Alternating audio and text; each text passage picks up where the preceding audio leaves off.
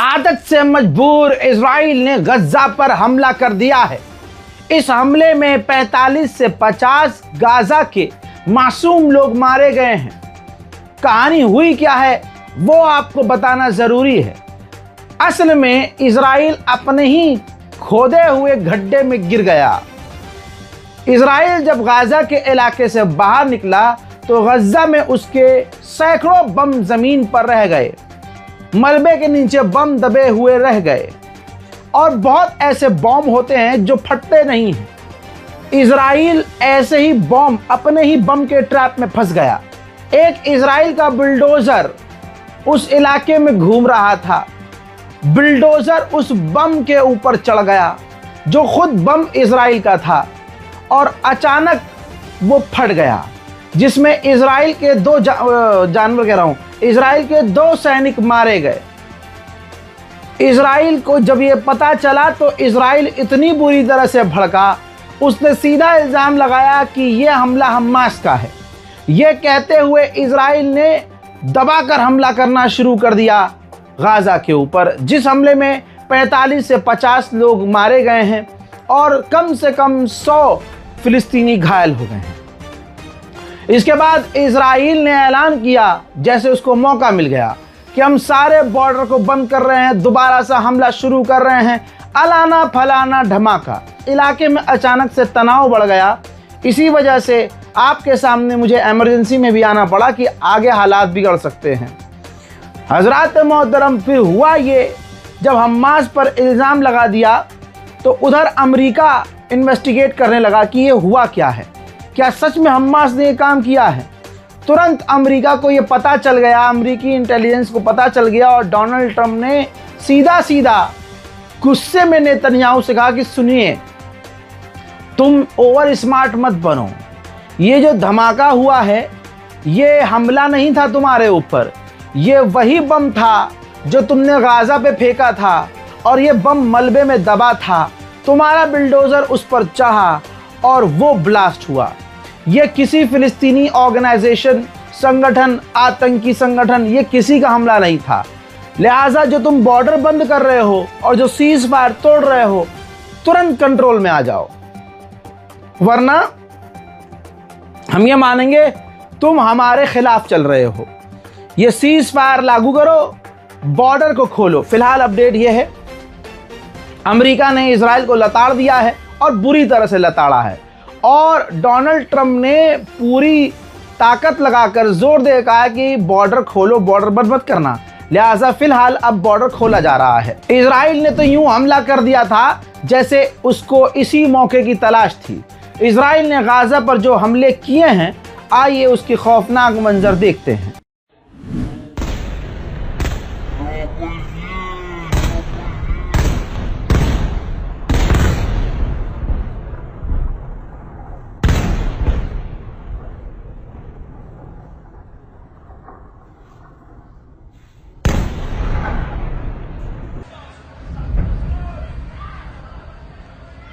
ओह,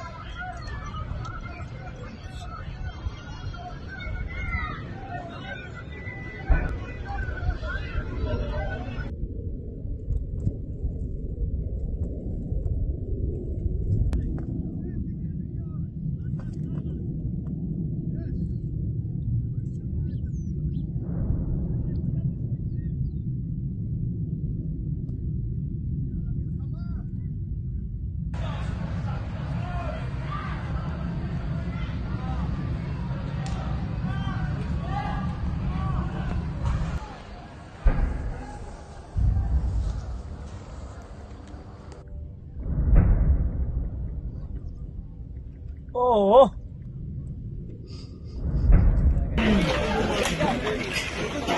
ओह,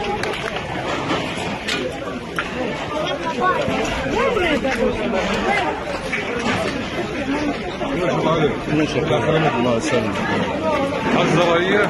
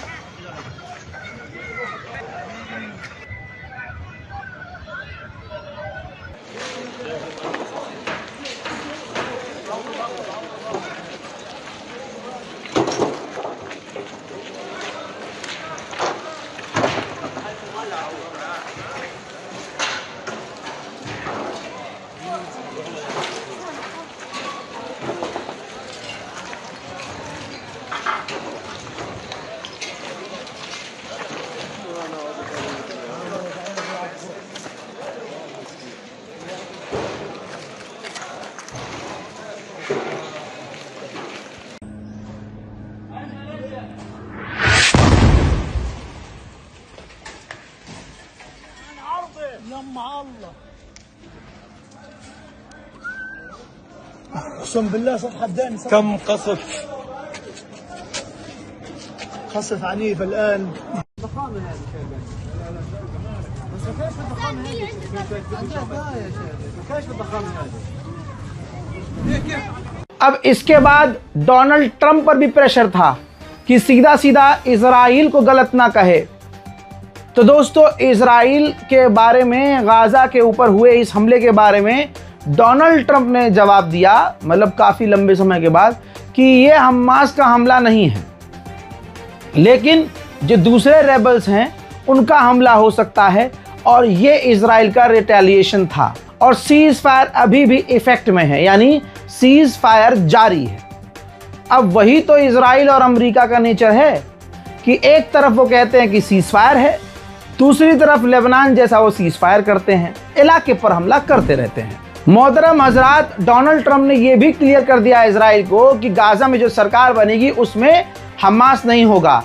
पत्रकार ने पूछा डोनाल्ड ट्रंप से कि क्या वो डिसआर्म होंगे, क्या वो गाजा के हमास के लड़ाके हथियार डालेंगे। तो डोनाल्ड ट्रंप ने कहा कि उन्हें हम हथियार फेंकवाएंगे, हम उनको डिसआर्म करेंगे, चाहे अमेरिका की सेना को ये खुद करना पड़े, लेकिन अमेरिका की फौज ग्राउंड पर नहीं उतरेगी। Well, they promised they would. They said they would. It's down that they would. Now they said they were gang members, etc., you know. But these are very, very violent people. This is a very violent part of the world. Nobody's seen violence like this. If we have to, we'll disarm the them. U.S. Well, whether it's me or the U.S. or it's, you know, a proxy, could be Israel, with our backing. We won't have boots on the ground. There's no reason to. उधर Hamas ने repeat कर दिया, statement दे दिया कि हम 100% sure हैं कि हम सीज फायर करेंगे और अभी भी हम सीज फायर को फॉलो कर रहे हैं। इजराइल वायलेशन कर रहा है। सीज फायर जो हुआ है, अभी पूरा गाजा इजराइल ने नहीं छोड़ा है। जो उसने येलो लाइन बनाई है, कुछ लिमिटेड इलाके को उसने छोड़ा है। इजराइल ने कह दिया कि ये येलो लाइन पार ना करें, इस इलाके से बाहर ना निकले, वरना हम हमला करेंगे। मोहतरम हजरात, जो बात मैं आपको पिछले 2 महीने से कह रहा था, वही बात सुअर की औलाद, गंदी नाली के कीड़े, हराम के पिल्ले, सुअर की जात जिसका नाम बेंजीवीर, उसने कह दिया है। दोस्तों, बेंजीवीर इजराइल का सुअरवादी नेता उसने कहा है कि अब जब हमने तमाम कैदी अपने आज़ाद करा लिए और अब गाज़ा के पास कोई भी हमारा कैदी नहीं है, तो अब हमें गाज़ा पर दोबारा हमला शुरू करके गाज़ा के लिए जहन्नम के दरवाजे खोल देने चाहिए। इसके बाद यूएन ने ऑफिशियली ये वीडियो जारी किया है। अल्लाह अकबर। इस वीडियो के अंदर यूएन ने आधिकारिक तौर पर दिखाया है कि गाज़ा के अंदर अब कुछ है ही नहीं, गाज़ा में रहने लायक कुछ है ही नहीं। मोहतरम हज़रात, इस वीडियो के अंदर साफ नज़र आ रहा है कि गाज़ा में कुछ नहीं बचा है। हज़रात मोहतरम, इस बारकोड का इसीलिए इस्तेमाल कीजिए। बहुत सारे लोगों ने ईमेल किया कि भाई शांति से बिना शोर मचाए जिस तरह से आप वहाँ मदद पहुँचा रहे हैं, ये एक बेहतरीन रास्ता है। बहुत लोगों ने मेल किया, वो मेल नहीं दिखाऊंगा मैं आपको, बहुत सारे रीजंस हैं। तो भाई हमारी फ़िलहाल जब मैं मदद भेजना बंद कर दूंगा तो मैं ऑफिशियली ऐलान कर दूंगा, लिहाजा इस बारकोड का इस्तेमाल कीजिए। ये स्कैनर काम ना करे तो स्कैनर के नीचे अकाउंट नंबर है, IFSC नंबर है, नाम अली रज़ा है, अकाउंट टाइप सेविंग है, तो आप डायरेक्ट बैंक ट्रांसफ़र भी कर सकते हैं। ये ऐलान है। अगर आपका दिल करे तो आपको अगर गाज़ा में मदद भेजने का रास्ता चाहिए तो सो गाइस कोशिश कीजिए कि हम मदद करें। नहीं कर सकते तो आपके पास सबसे बड़ी ताकत आपकी इबादत है और आपकी दुआ है। हज़रात मोहतरम, जब तस्वीर गाज़ा की अमेरिका के लोग देखते हैं तो वो खौफ में आ जाते हैं कि सब कुछ बर्बाद कर दिया, लेकिन फिर उन्हें याद आता है कि अरे ये तो हमने ही करवाया है, हमने ही किया है। तो ऐसे ही डोनाल्ड ट्रंप के दामाद ने बताया कि जब वो गाज़ा गए थे, गाज़ा के करीब गए थे, उन्होंने कहा कि गाज़ा में मैं गया, मैंने देखा कि वहाँ बहुत तबाही है, ऐसा लग रहा है कि जैसे वहाँ न्यूक्लियर बम फटा है। लेकिन आगे उसने जब याद आया उसे, यार ये तो हमने कहा, तो उसने बोला कि ये जेनोसाइड नहीं है। उधर मोसाद के एक्स चीफ का कहना यह है कि हम गाज़ा को मिटा देंगे। इन हराम के जनों ने गाज़ा में छोड़ा क्या है, लेकिन मुसलमानों से इनकी नफरत देखिए कि ये कह रहे हैं कि नहीं हम सब खत्म कर देंगे। यानी सीधा सीधा हिसाब है। जैसे एक मूछ वाले ने, नाजी ने जर्मनी में कहा था, जर्मन का जो था बहुत बड़ा, उसने कहा था जब तक आखिरी यहूदी में मार नहीं लूँगा शांत नहीं बैठूँगा। आज वही कहना इनका है कि हम जब तक आखिरी फिलिस्तीनी कत्ल नहीं कर देंगे शांत नहीं बैठेंगे।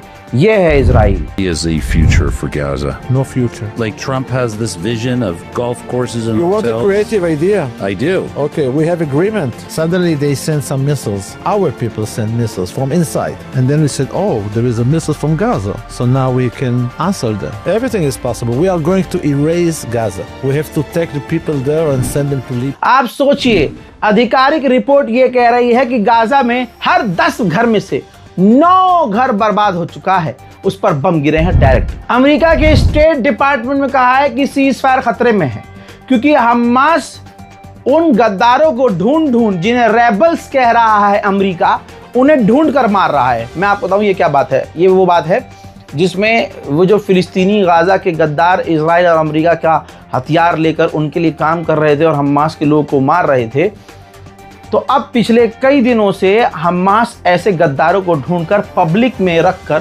सीधा सर में गोली मार रहा है। तो अमेरिकी स्टेट डिपार्टमेंट ने चिंता व्यक्त किया कि अगर हमास ऐसा ही करता रहा तो सीज फायर खतरे में पड़ जाएगा, क्योंकि जिन्हें अब वो मार रहा है वो गद्दार हैं, और गद्दार हैं इसलिए वो इजराइल के अच्छे हैं। तो इजराइल के वो जो पपेट हैं उनको बचाने के लिए इजराइल तो हमला करेगा ही। तो दोस्तों हालात जो हैं बहुत ज़्यादा बिगड़ चुके हैं। इजराइल के लोग नेतन्याहू को पसंद नहीं करते हैं। वो वहाँ जो प्रदर्शन हुए हैं उसके खिलाफ पिछले 1.5 साल 2 साल से वो आपने देखे हैं, लेकिन ज़िद्दी नेतन्याहू ने कहा कि अगला इलेक्शन में ज़रूर लड़ूंगा। भाई वहाँ EVM वाला सिस्टम नहीं है ना, वरना उसे कहना ही नहीं पड़ता, भाइयों बहनों आज इजराइल का डंका पूरी दुनिया में बज रहा है। बज रहा है कि नहीं बज रहा है, फ्रांस में बज रहा है कि नहीं बज रहा है, लंदन। ये नेतन्याहू नहीं बोल सकता। नेतन्याहू ने कहा भाई हम तो चुनाव लड़ेंगे, और भाई वहाँ EVM सिस्टम नहीं है, वरना इतनी टेंशन ही नहीं होती अगले इंसान को। अब वो चुनाव लड़ेगा भी, अब वो जैसे जीतेगा वो वक्त बताएगा, क्योंकि अभी भी इजराइल का जो प्रधानमंत्री है ये पूरी पावर में नहीं है।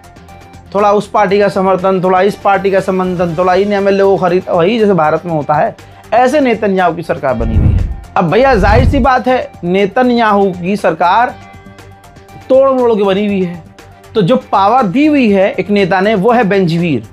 अब बेंजीवीर ने कहा है कि मैंने नेतन्याहू से कह दिया है कि अगर आपने हमास को डिसआर्म नहीं किया और हमारी इजराइल की जेल में जो फिलिस्तीनी हैं सबको फांसी की सज़ा नहीं सुनाई, तो मैंने जो आपकी सरकार को समर्थन दिया है वो वापस ले लूँगा और आपकी सरकार गिर जाएगी।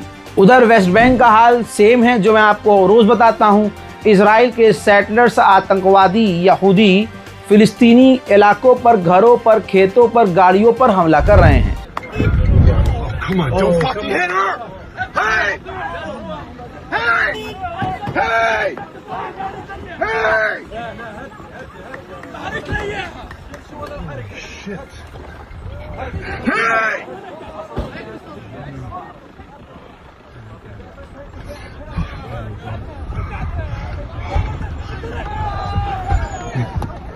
Hey, get him! इजराइल के रेड के दौरान एक फिलिस्तीनी शख्स की भी मौत हो गई है। हजरात मोहतरम, ये हाल है। ये इतनी खबर ज़रूरी थी कि अभी हमने अपनी टीम को थोड़ा रेस्ट दिया हुआ था, लेकिन आपके सामने मुझे आना पड़ा है।